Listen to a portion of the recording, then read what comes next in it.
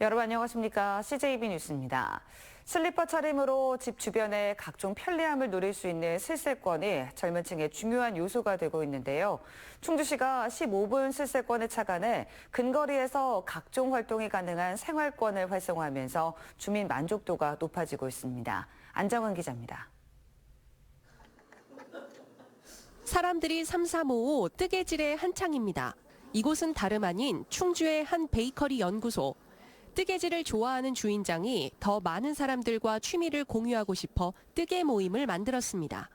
사용을 안 하는 날이 있어서 제가 뜨개질을 좋아하기도 하고 이제 동네에서 같이 뜨개질을 할 수 있는 친구를 찾다 보니까 이런 뜨개질하고 생각하면은 동네 이제 어르신들하고 같이 하는 그런 걸 많이 상상했었거든요. 근데 이제 다양한 분들하고 함께 하면서 전옥경 씨는 자신의 요식업 공간에서 심리치유 프로그램을 운영하고 있습니다. 과거 심리적 어려움을 스스로 극복했던 경험을 공유하고 함께 이겨낼 수 있게 돕고 싶어서입니다. 가시면서 또 제가 한 번씩 다 안아드리거든요. 그러면 제 마음이 어떤지 그리고 그분들이 어떻게 마음을 이제 다독이고 가는지 그런 게 다 느껴져서 저는 그게 너무 행복하더라고요. 충주중원문화재단이 3년째 운영하고 있는 집밖 문지방 사업이 좋은 반응을 얻고 있습니다. 충주에 공간을 둔 운영자가 특정 주제로 모임을 열어 취향이 맞는 사람들의 구심점 역할을 하는 공간 기반 커뮤니티 활성화 사업입니다. 지난 2021년 시범 사업을 시작으로 매 시즌마다 모임 수와 참여 인원이 눈에 띄게 증가했고 아로마 테라피, 환경 보호 등 모임의 종류도 다양해졌습니다. 수도권에 비해 문화적 기반이 부족한 지역의 한계를 시민들이 자발적으로 채워가면서 정주 여건도 개선되고 있습니다. 다양한 취향과 라이프 스타일이 있는데 그런 것들을 내가 어디 가서 즐겨야 될지 고민들을 많이 하세요.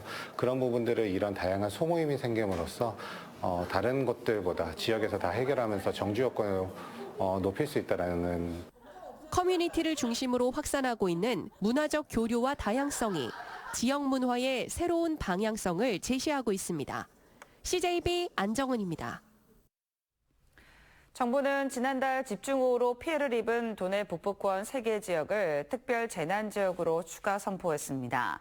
지난달 19일 청주와 괴산군이 특별 재난지역으로 선포된 데 이어 충주시와 제천시, 단양군이 추가 포함됐으며 이들 세 지역은 시군 단위 피해 기준인 80억 원을 초과하는 최대 242억 원의 피해가 발생한 것으로 집계됐습니다. 또 읍면동 단위 특별 재난지역에는 보은군 회인면과 증평군 증평읍 도안면, 음성군 음성읍 소이면, 원남면 등이 포함됐습니다. 충청북도 교육청은 최근 살인예고 암시글을 올린 청주의 한 고등학생이 경찰에 입건되자 사전 예방을 위한 조치에 들어갔습니다. 도교육청은 흉악범죄 예고글 게시 예방 안내문을 학부모 알림 앱과 SNS 등을 통해 전파했습니다.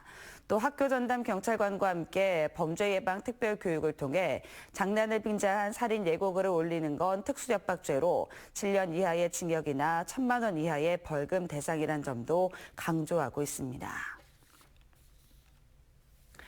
여름방학도 이제 막바지인데요. 교사들은 방학에도 더 나은 교육을 위한 연구활동에 열중해 있습니다. 교권이 위협받는 서글픈 세태에도 사명감을 잊지 않고 있는 건데요. 진기용 기자입니다. 젊은 남녀들이 등장하는 짤막한 영화.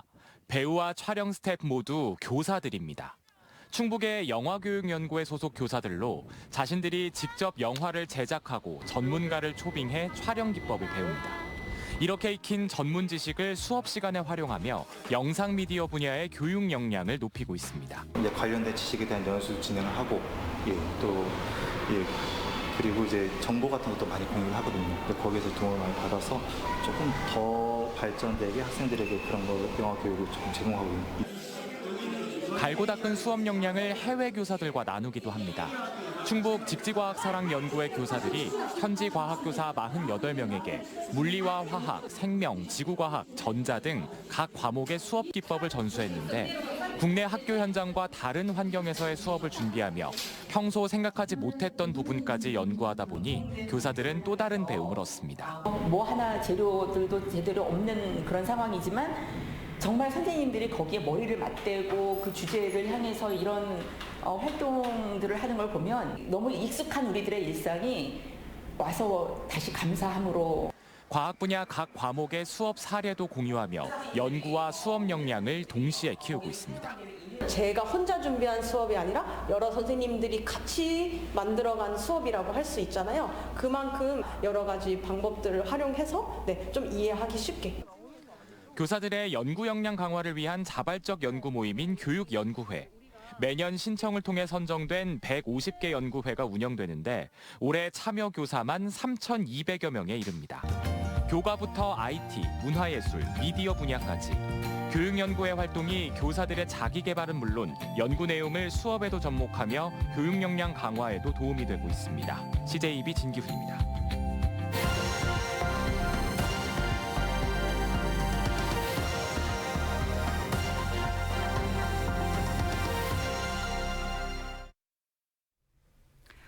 태백의 마지막 탄광 장성광업소가 내년 상반기면 문을 닫습니다.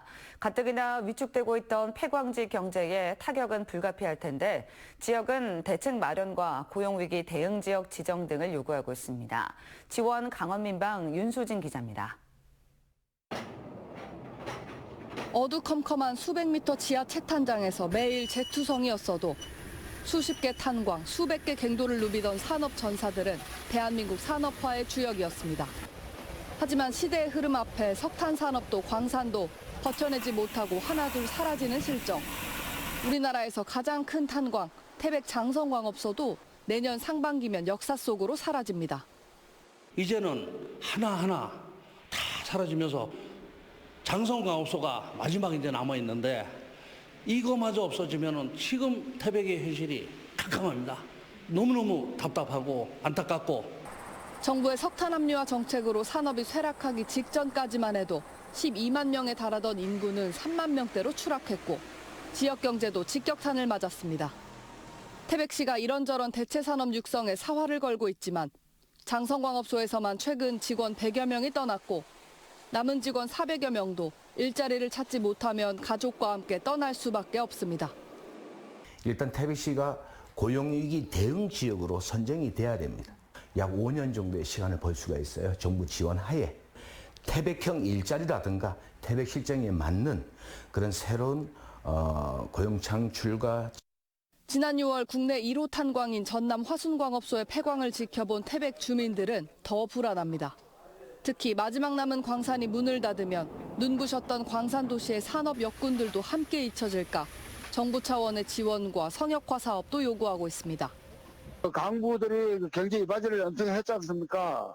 그걸 기리기 위해서 강부의 날이라도 지정을 해서 인정을 좀 해달라 그런 뜻입니다.